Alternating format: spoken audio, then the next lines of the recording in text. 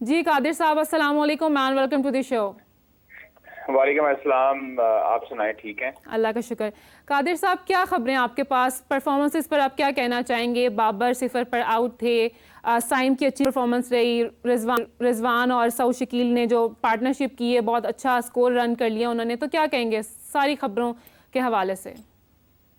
देखें, पाकिस्तान ने जो बैटिंग की है कल, कंडीशन थोड़ी सी ओवरकास्ट थी, जरूर थी, लेकिन उनके बॉलर्स ने बहुत अच्छी लाइन पे बॉलिंग की थी शुरू में, और जिसकी वजह से बाबर भी और उसके बाद अब्दुल्ला शफीक और शान मसूद आउट हुए। शान मसूद का जो आउट था वो जो है वो काफी उसमें क्वेश्चनेबल था, हाँ। कंट्रोवर्सी बनी है और क्वेश्चनेबल है, जिसकी वजह से उन्होंने बाद में जाके बाहर भी स्क्रीन पे देखा और काफी हैरान हुए कि ये आउट जो था वो नहीं बनता था। अलबत्ता 6 रन बनाए शान मसूद ने। 56 जो है वो साइम अयूब जो थे, साइम अयूब और सऊद शकील, उनकी पार्टनरशिप लगी। देखिए, जब 3 विकेटें गिरती हैं उस टाइम पे आपको जो है वो आराम से खेलना होता है, लेकिन कहा जरूर ये गया था कि इंटेंशन जो है वो आपने तेज शो करनी है, अग्रेसिव अप्रोच के साथ आना है, जिसकी वजह से शुरू में मुझे लगता है कि शान मसूद, अब्दुल्ला शफीक, हालांकि 14 गेंदें खेल चुके थे अब्दुल्ला शफीक भी, सिर्फ 2 रन बनाए।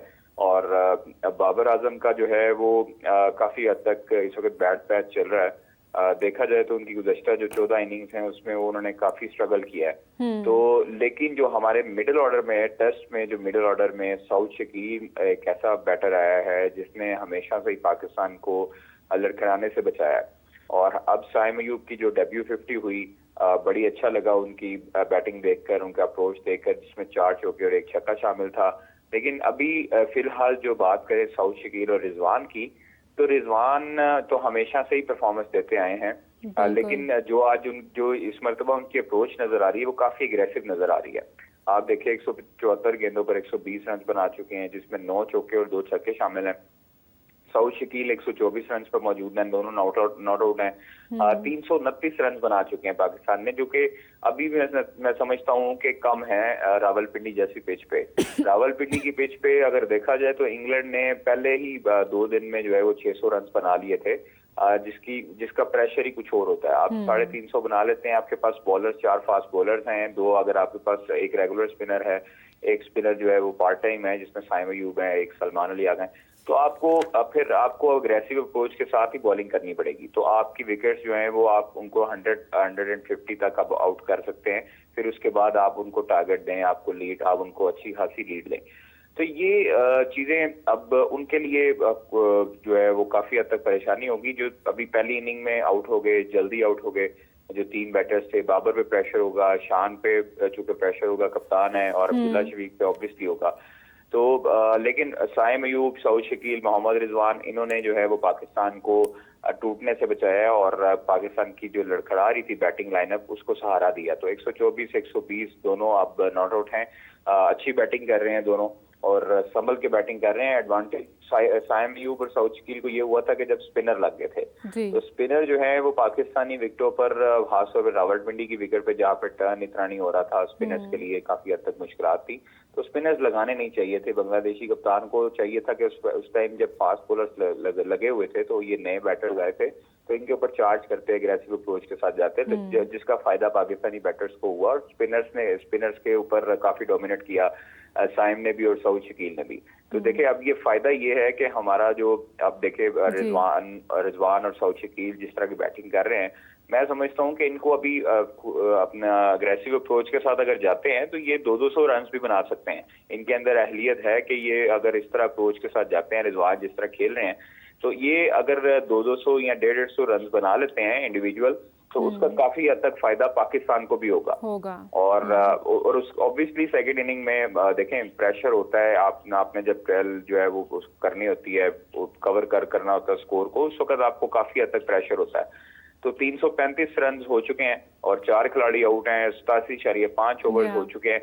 तो ये पाकिस्तान के हक में बेहतर जा रहा है इस टाइम अभी पर। तक और तो कादिर बेहतर ही जा रहा है, लेकिन यहाँ पर मेरा आपसे एक और सवाल था, मेरे जहन में आ रहा पीसीबी के हवाले से, कि एहसानुल्लाह के फादर ने पहले भी ये क्वेश्चन रेज किया था कि उनके बेटे की जो क्या कहते हैं सेहत है वो ठीक नहीं है, सवात में सही से केयर नहीं हो रही है, उन्हें लाहौर के एनसीए में शिफ्ट किया जाए, लेकिन पीसीबी सीरियस क्यों नहीं ले रही है?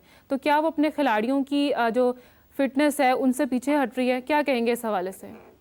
देखिए, पीसीबी सीरियस है। पीसीबी ने मुतअद्दिद मर्तबा एहसानुल्लाह को कहा कि आप रिहैब करें एनसीए में आके। एहसानुल्लाह अपने साथ खुद सीरियस नहीं है और हम काफी दफा जो है उनको देख भी चुके हैं कि उनके नॉन सीरियसनेस की अंदाजा आप यहाँ से लगा लें कि उनकी सर्जरी हुई है और उनको पीसीबी ने कहा कि आप रिहैब करवाएं, आप मसाज करवाएं एनसीए में आके। उनके लिए सर्दियों में जो है वो टेम्परेचर कंट्रोल पूल का जो है वो इंतजाम किया गया, लेकिन वो वहां पर नहीं आते रहे। कलमा चौक एक अकेडमी है, क्रिकेट अकेडमी, वहां पर जाकर वो अब बच्चों के साथ जो है उनको तरबियत देते रहे। और फिर उसके बाद अब जब पाकिस्तान क्रिकेट बोर्ड ने उनको कहा कि सवात में जाएं, आपका वहां पर रिहैब होगा, तो वहां पर रिहैब ठीक तरीके से नहीं हो रहा।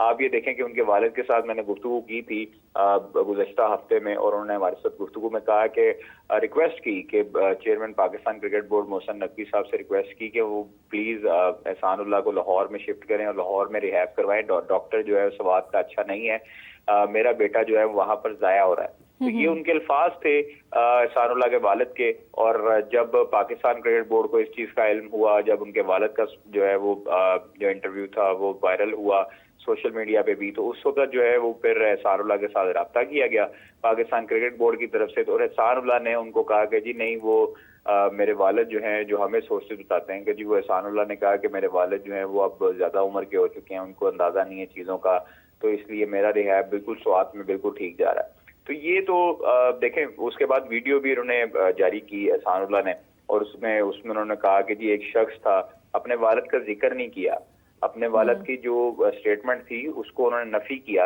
और उन्होंने कहा जी एक शख्स में मीडिया पे बयान चल रहा था कि मेरा रिहैब ठीक नहीं हो रहा, मेरा रिहैब बिल्कुल ठीक हो रहा है, मेरी कोनी भी बैंड हो रही है, मैं बिल्कुल रनिंग भी कर रहा हूँ, मैं बॉलिंग भी स्टार्ट कर दी है, मेरी फिटनेस भी ठीक है। तो वो आना नहीं चाहते, वो अपने साथ खुद सीरियस नहीं है।